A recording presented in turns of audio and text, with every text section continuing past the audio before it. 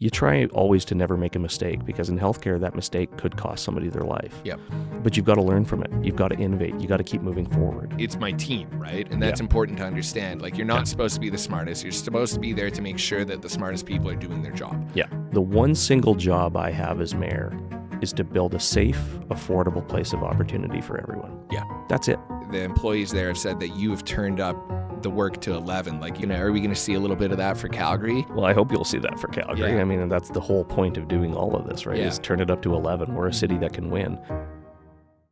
It's one thing to be running a business, the CEO of the Prostate Centre here in Calgary, and then on top of that, be running for mayor. And then on top of that, though, you also have 3 kids and a family. Yeah, and sit on a couple public boards and, still the in process Calgary of making a couple of TV series. And yeah, it's crazy. I mean, honestly, it's kind of what I've always known, right? Mm-hmm. Like, I think that is that entrepreneurial piece. Get moving, right? Like, there's so much going on, but you just figure it out. And honestly, you're able to figure it out because you put a good team around you.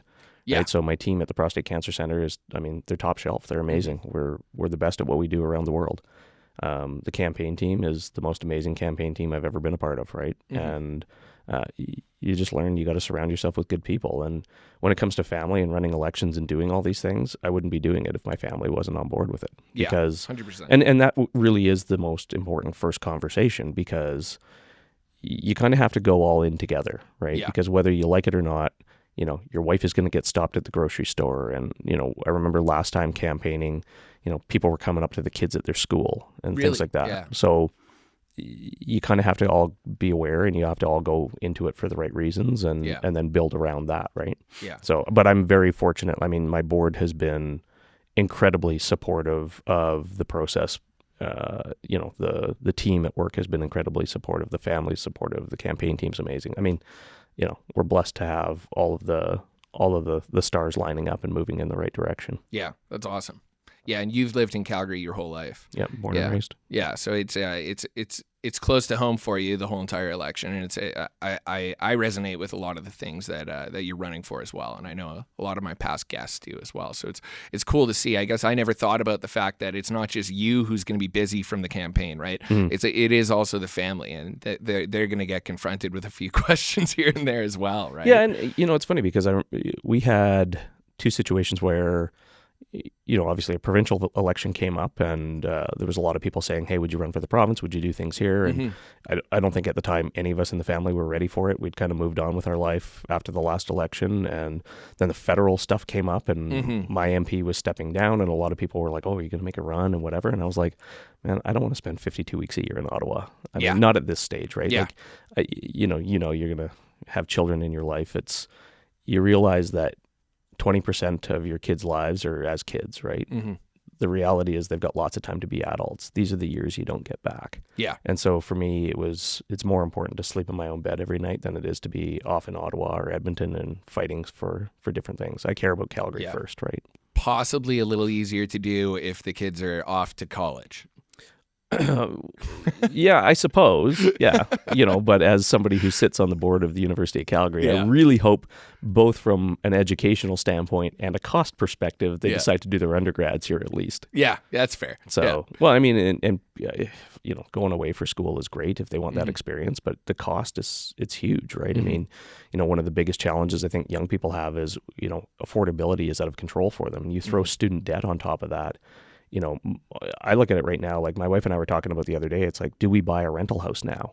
Mm-hmm. Because will our kids be able to afford a mortgage 10 years from now? If there's student debt and there's, other factors in life going on, how are young people going to be able to have enough money to put down and actually buy into the market? Will that be possible? Or do we need to start taking a different approach? Because I like talking to Calgarians, you realize there's so many of us that are now living in multi-generational living. Yeah. And, not for cultural reasons, right? Mm-hmm. There's lots of reasons why lots of different cultures want to live together, and that's fine.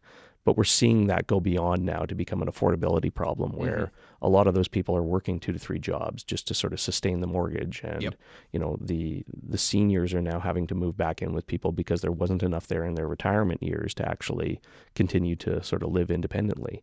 And so there's big challenges out there when it comes to affordability, right? It's not just about sort of the low income earners that we have. It's a challenge for people to maintain where they're at, and what does that look like over the next 20 to 30 years?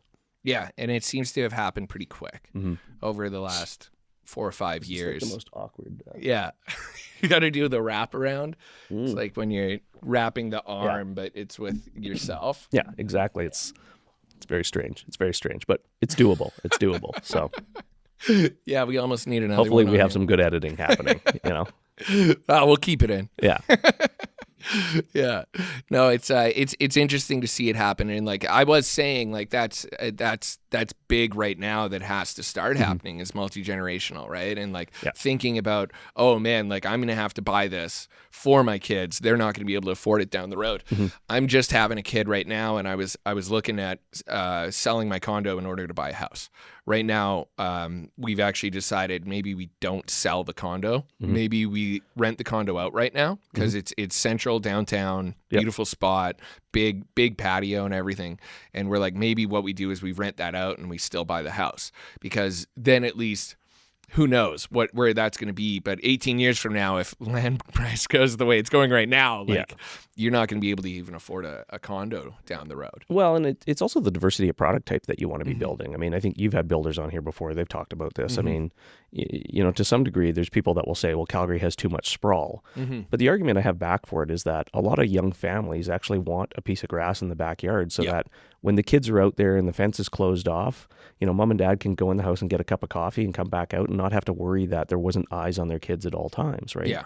We all want something a little bit different, and diversity of product type is a huge component as to how we have to think about building our city on an ongoing basis. It's not just about putting 35,000 condos downtown. It's not about, you know, blanket row housing. It's actually about a lot more than that, and being thoughtful about, you know, who is moving here, what are they looking for, and we know that is going to be diversified, and it's going to reflect the diversity of that community moving here. We just have to be prepared to move on all fronts, right? Yeah.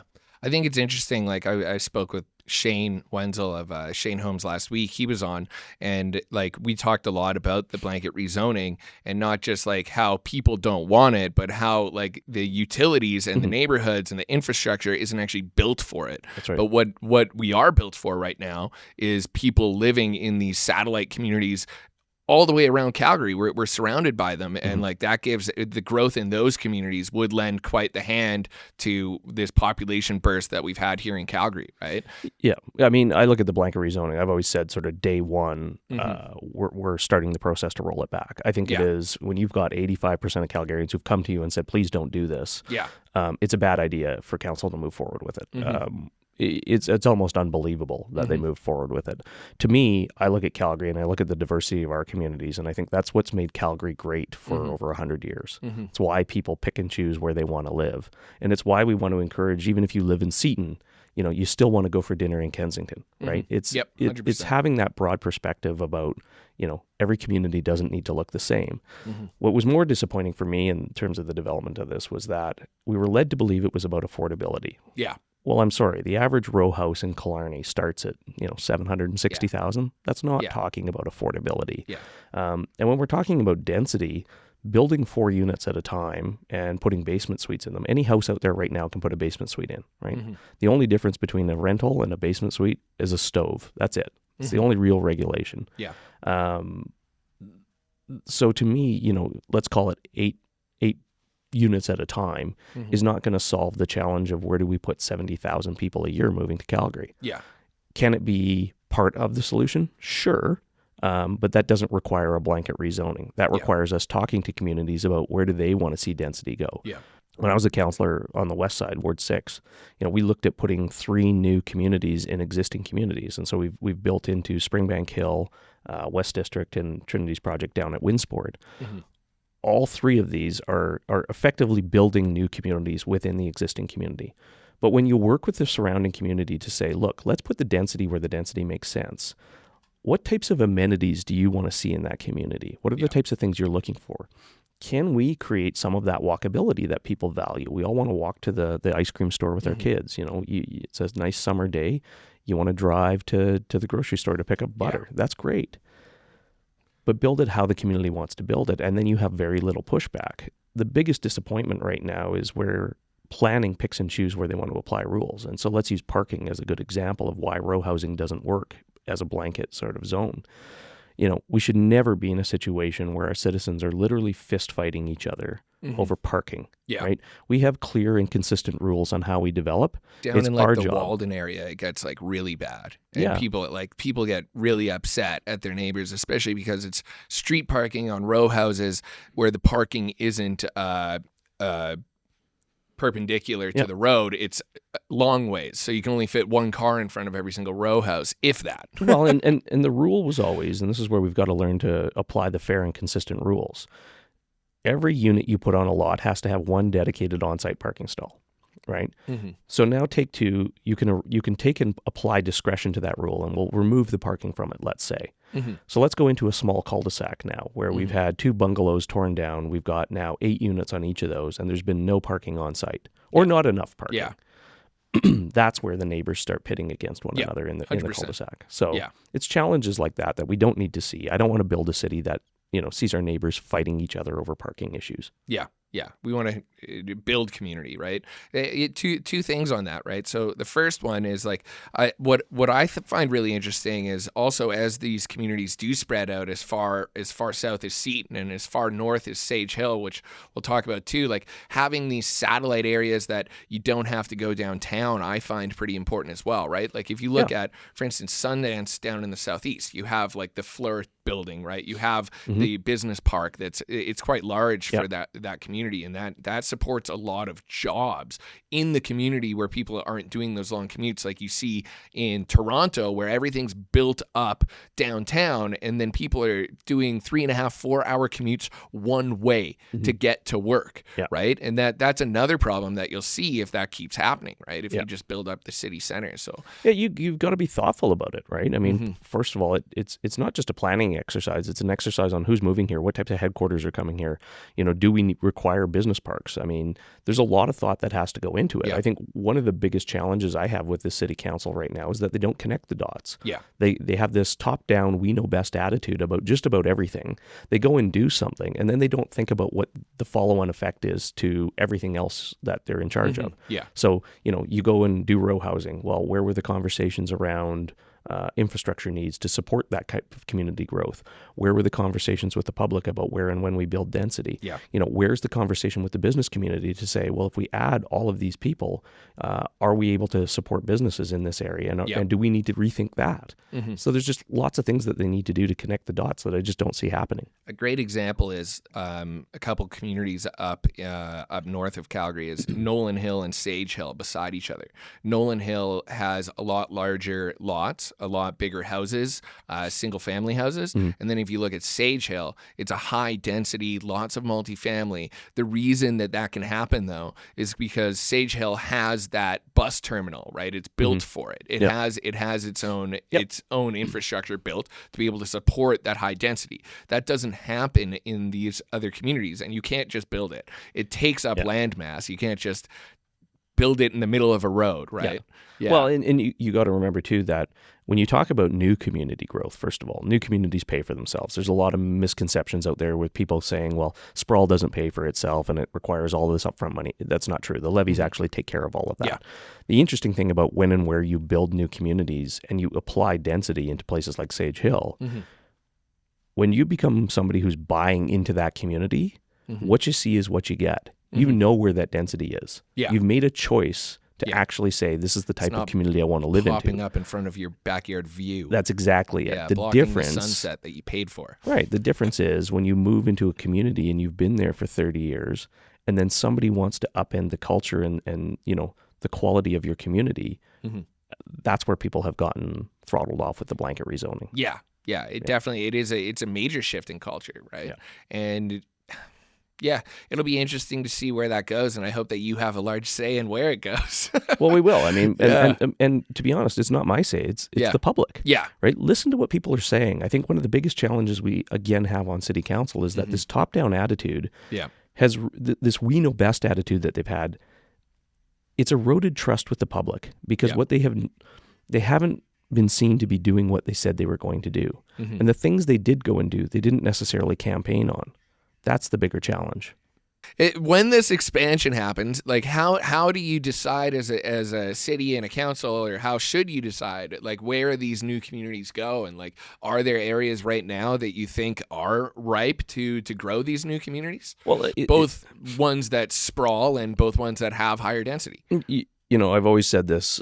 I'm not the smartest person in the room, and I don't need to be. What I will surround myself with is the experts who can help us figure those things out. Yeah. And bring industry to the table to have that conversation, because more than anything, the city of Calgary should not be building the city. Yeah. We enable the rules to let, private industry build our city for us. Yeah. That's what we've always been good at, right? I think, like, my favorite quote of all time is Charles Schwab says, "The greatest asset that I possess is the enthusiasm I arouse in the people around me." Yeah. Right? Like, you and as a CEO, and you work in a lot of different places, and you keep yourself very busy, and you said, like, it's my team, right? And that's important to understand. Like, you're not supposed to be the smartest. You're supposed to be there to make sure that the smartest people are doing their job. Yeah. Right? I'll tell you, my wife always says my only superpower, and only because it's really not cooking or anything else.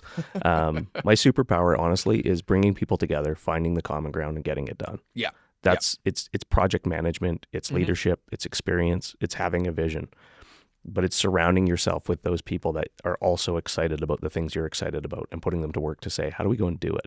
Let's work on that together, and let's go deliver it. And I think that's what Calgary needs. It's the entrepreneurial attitude that is Calgary, right? Like, when we think about Calgary, we are a get-it-done town, right? We always have been, we always will be. People move to Calgary. I mean, and it doesn't matter if you're coming from the Middle East or Saskatchewan.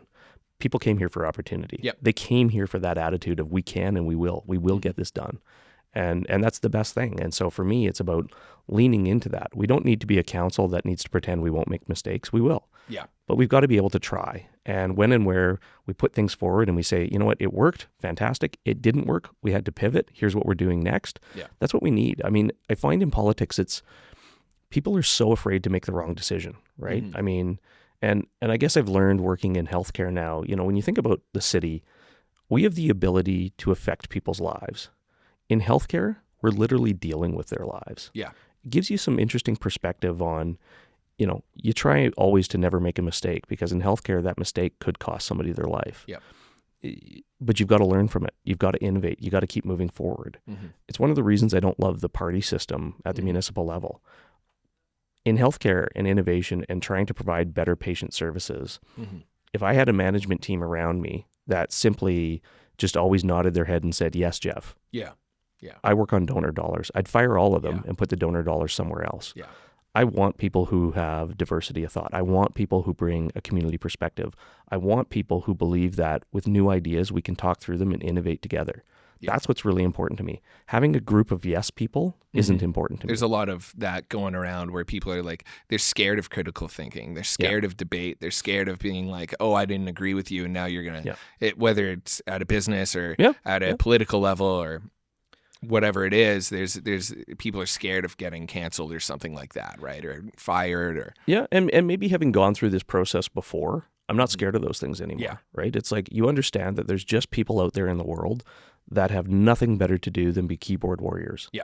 But they're not actually trying to help you solve any problems. They're just trying to point them out. The stat is 1 in 3 people online are a bot, just so you're aware. So if 1 in 3 people are arguing with you online, that's actually a bot farm. Yeah. Yeah. And that's which exactly is insane. It, right? It's absolutely insane. I mean, you've also, you got to learn as a politician to get out of the echo chamber, right? Sometimes when people sit around the same table downtown, they forget that the conversation's actually out there in the public, right? Yeah. And that's where it matters. That's where the implementation is important. That's where those voices are not being heard. Yeah. And that's got to change. Do you ever find it hard to separate yourself from social media and what you hear on there? And then do you find something else that is it a total opposite sometimes when you actually go talk to people?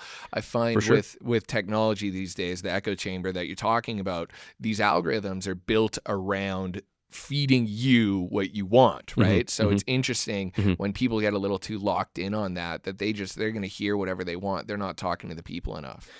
It's very true, right? I mean, I think that is the challenge with politics, right? They say something, they get some opposition, that opposition grows, it becomes a media headline. Enough's enough, right? I mean, at some point here, we've come to this sort of place in life where facts have no place in storytelling. Yeah.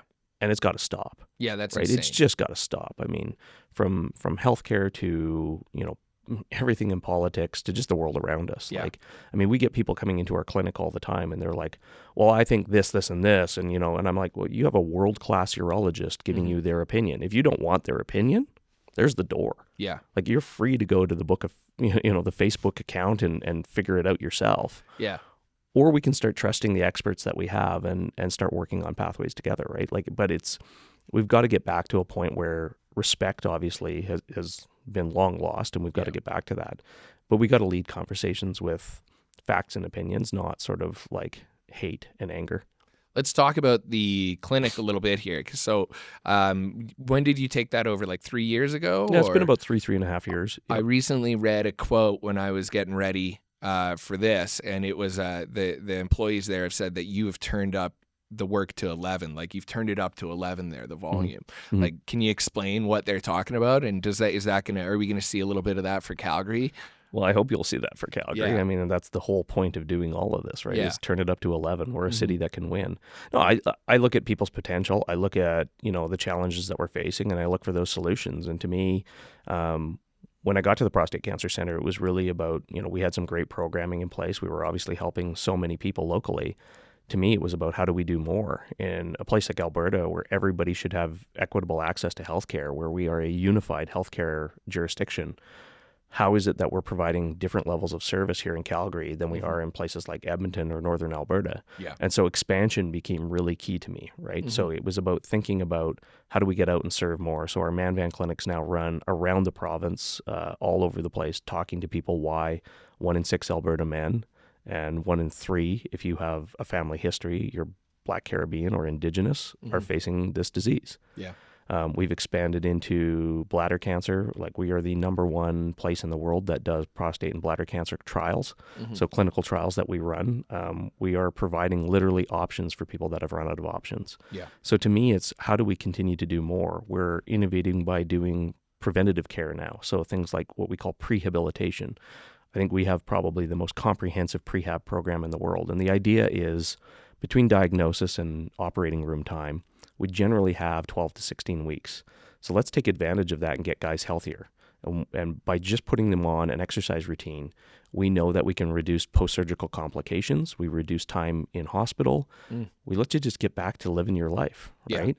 And so looking at how all these initiatives play together has been really important. Yeah. On top of that, one of my big initiatives has been not just talking about the physical health of men, but talking about the mental health capacity of that, not just for the people that go through it, for their families, their caregivers, right? Cancer is not a journey that just the individual takes. It's in a way, it's kind of like politics for my family.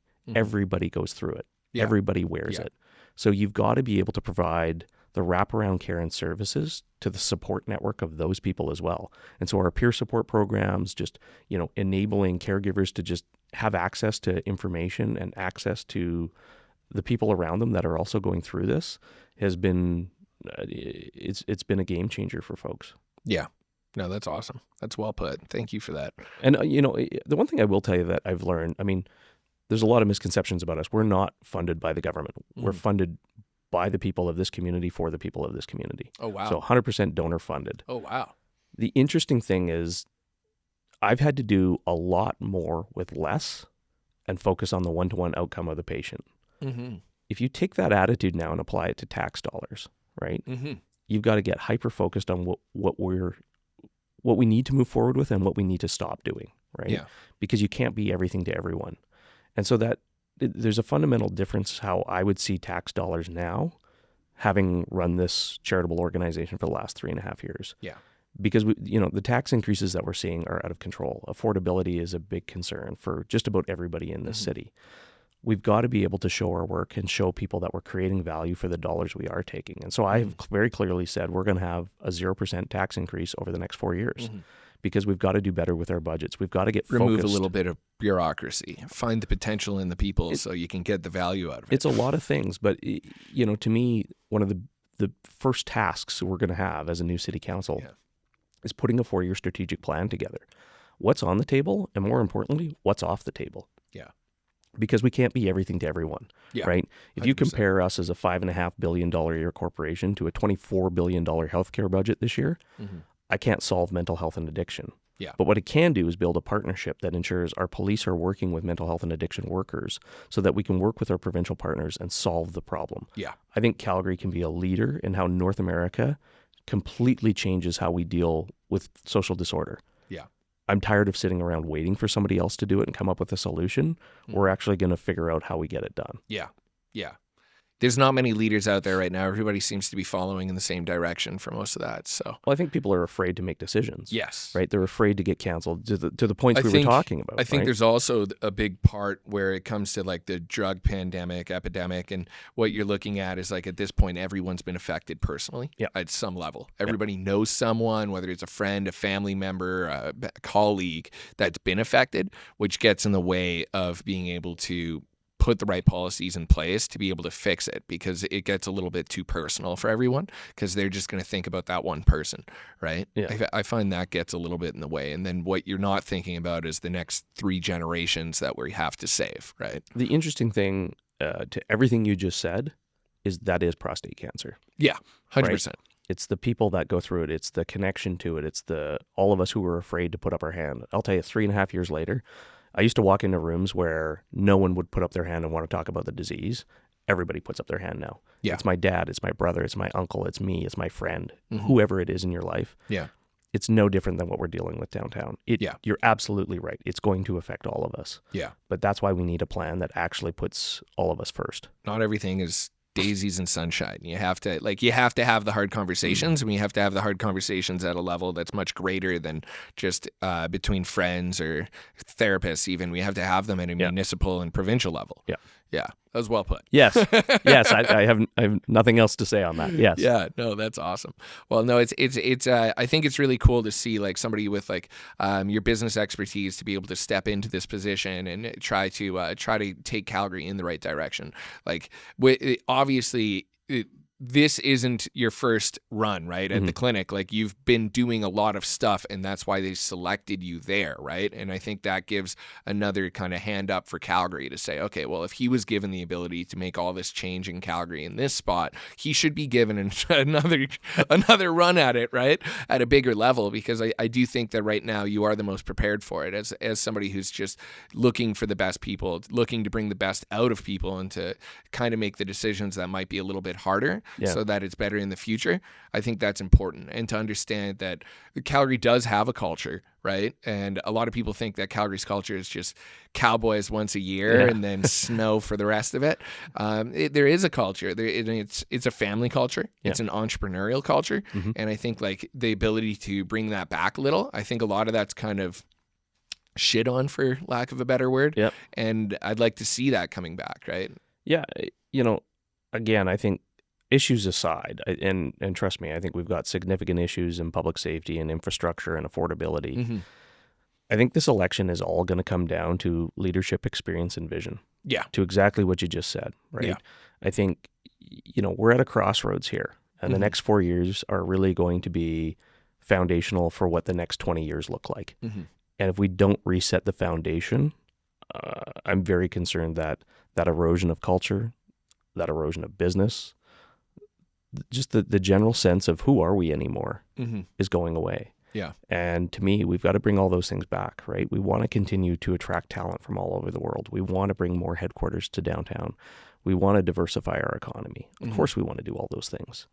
But you can't do it if you don't set the right environment for success. And that's really our job, right? Like, to me, the one single job I have as mayor is to build a safe, affordable place of opportunity for everyone. Yeah. That's it. Yeah. My job is to simply enable success. Yeah. Whatever success looks like to you. Yeah. Right? Our job is to enable that success. Yeah. But fundamentally, it's about building that safe and affordable community of opportunity for everybody. Yeah. Yeah. And that's what we should be looking for at municipal level. 100%. Yeah. 100%.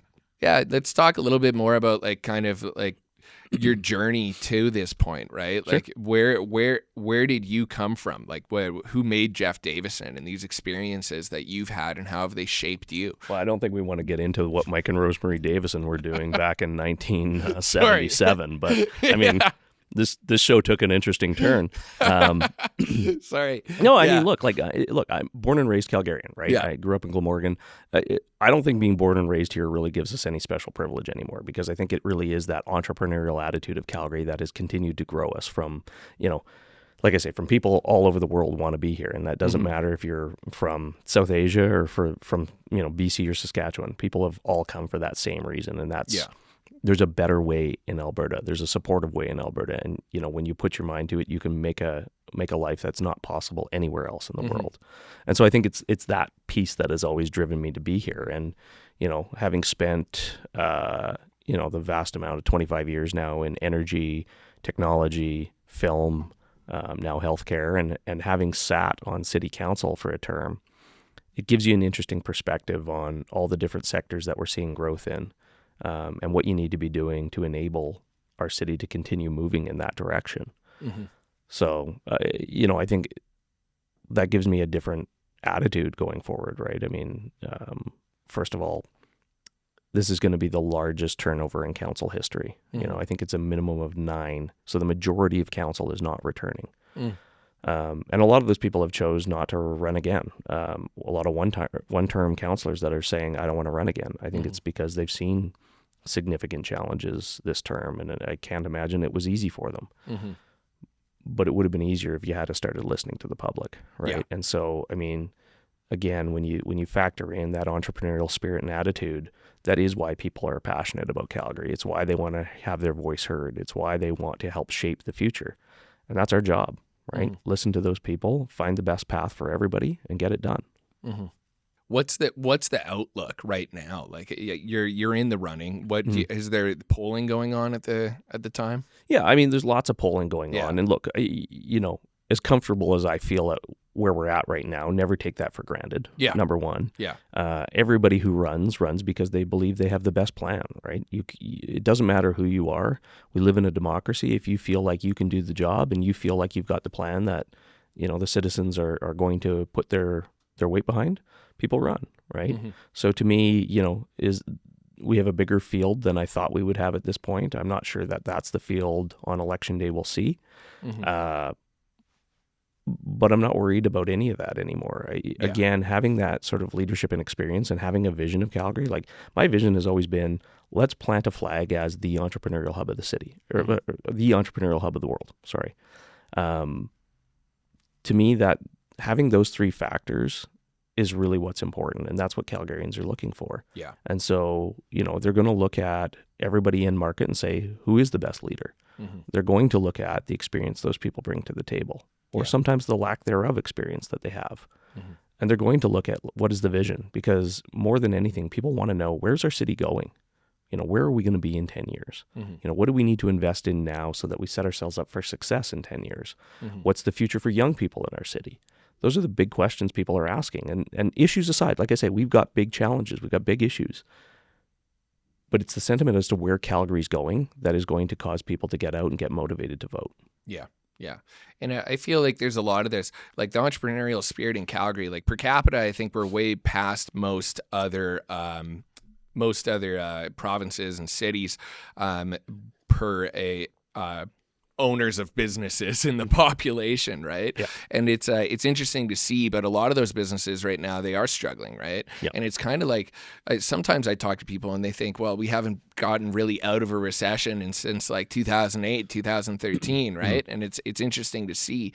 And with a lot of the small businesses, like we see a lot of restaurants that they're open and close, right? And we see a lot of these people that like the property tax is pretty rough, especially ever since all the ghost vacancies downtown with the oil and gas companies. Like, what are some steps that we can do to help these small businesses that are in retail fronts or do have overhead like that? Well, number one, that's why we're saying 0%, right, on the tax increases, because I think people need predictability over the next 4 years. They need to understand that we've sort of got a plan as to where that growth's going, and there's no surprises over the next 4 years.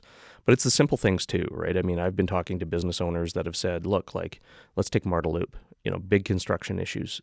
a lot of businesses are closing the doors because there has been nowhere to park. Mm-hmm. I have talked to flower shop owners in the Beltline who have said the bike lanes have killed my business. Yeah. We're down by, 35, 40% because people don't have anywhere to park. Yeah. It's thinking through those problems, and nobody's saying necessarily that bike lanes are the devil and we have to get rid of them everywhere. But we have to be a lot more thoughtful about, what is the local impact in having assets like that? Mm-hmm. And when and where we understand that things aren't working, we need to be able to work with the local, business owners to say, how do we make it better? Yeah. Right? You look at a place like 8th Avenue Place, one of the most accessible buildings built in Canada. Mm-hmm. What's the one problem with the building? Hmm. If you're in a wheelchair, you can't get into it. Really? The building is surrounded by bike lanes. So, in the wintertime, where do you get dropped off? The snow's shoveled up against the bike lane. We're not clearing crosswalk areas. Like, where do you get dropped off? Yeah. Because you can't take a wheelchair and hump a curb with it. Yeah. So but it's thinking through problems like that, right? To say, yeah, we probably as a city didn't make the best decision here when we did this. Just made a decision. So it's okay to say, let's change the decision. Yeah. Right? It doesn't mean you have to upend the world or that, it's this or that. It can be this and that. Yeah. Right?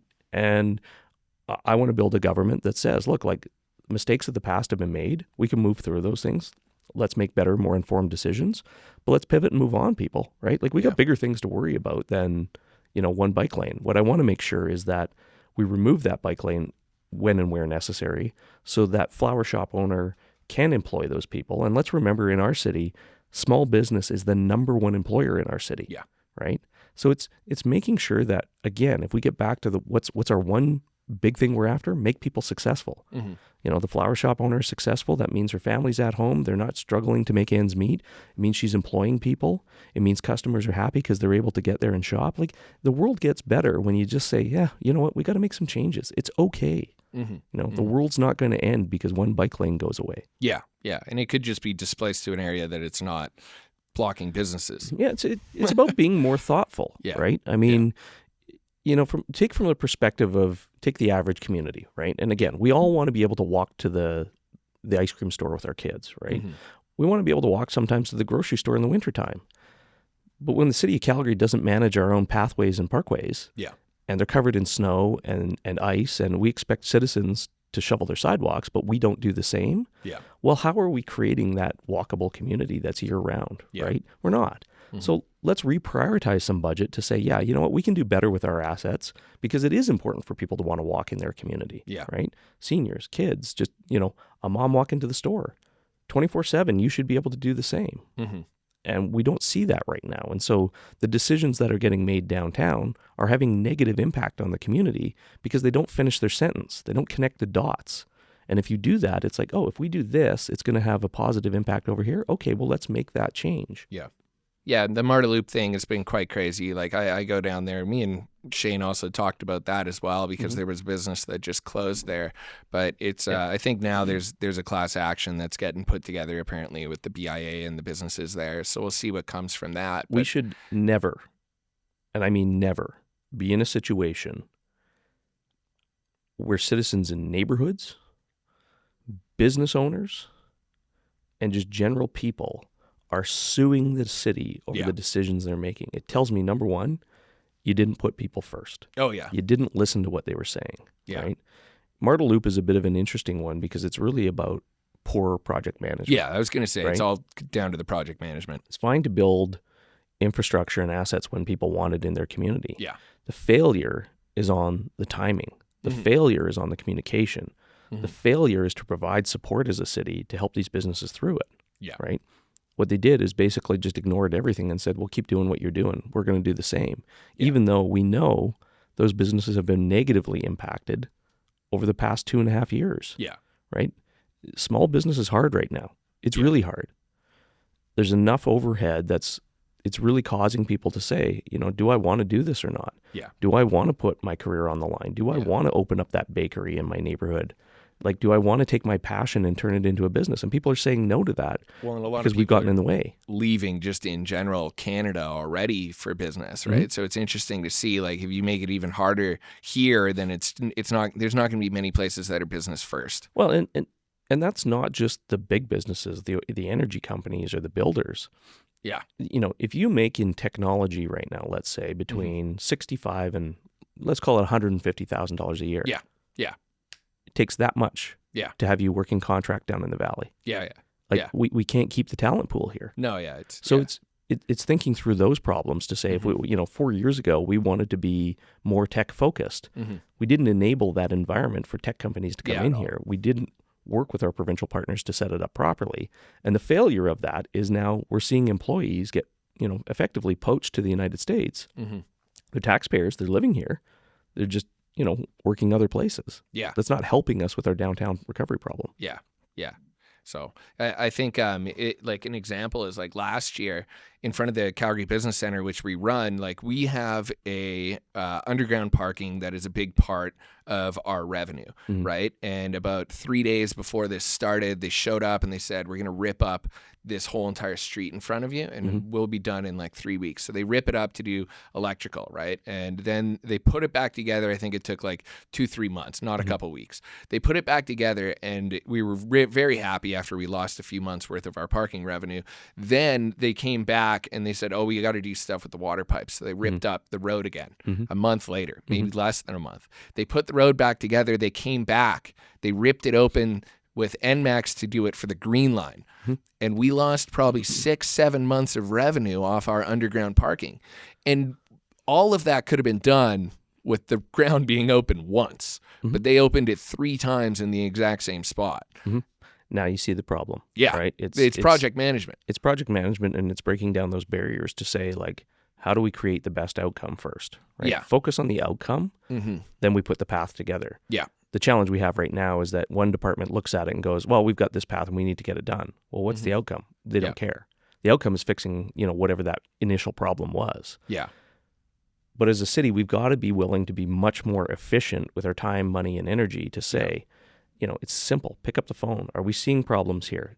Do we have a data management system that allows our project managers to say, hey, by the way, a month from now, we're tearing this up for Green Line.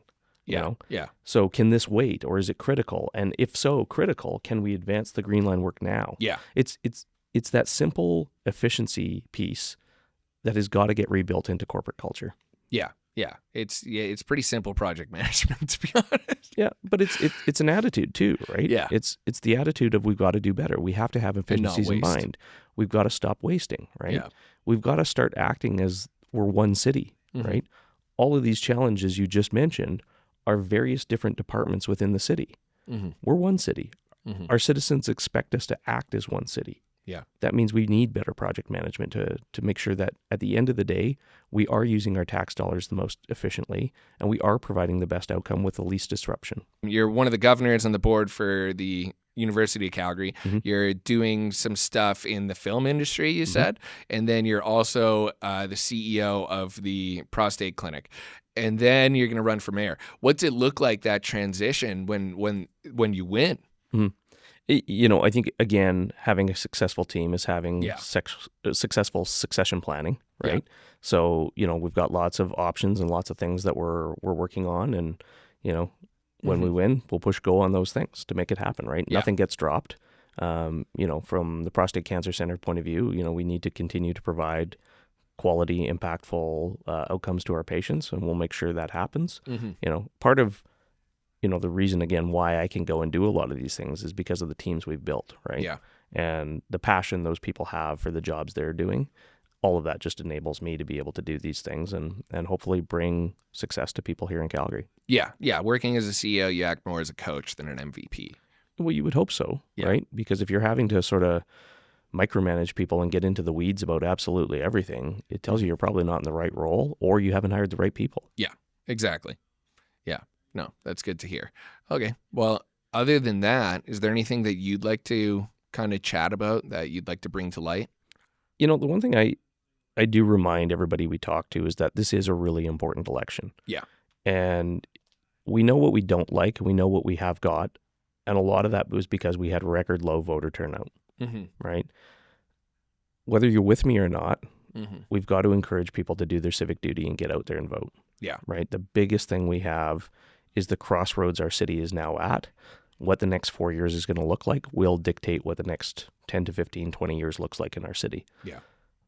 We need people to get out and vote. We need their voices to be heard. They need to care about the issues. And we need them to believe that leadership matters. The plan matters. The experience matters. So, simply put, like, if you're with us, go to jeffdavisonyyc.com and let us know you are. Come out and help. Engage yourself in campaigns, and let's see if we can bring positive change to our city, because that's the only way this is going to happen, is if people get out and say, enough's enough. It's time for a change. This guy has the plan we want to go with. Yeah. And I feel like a lot of people have heard or felt like they haven't been heard over the last 5-10 years. And this is an opportunity to kind of change that and kind of bring Calgary back into the right direction. So, but change only happens with the people, right? Yeah. Yeah, exactly. Yep. Cool. Well, thank you so much for coming on. Well, thank you for having me. This is great. No, it was great. It's a very fancy set. Yeah. Well, we're looking forward to seeing how the election turns out. And if there's anything else that we can do to help you out, just let us know as well. Well, thank you. Appreciate it. And appreciate you spending time with me.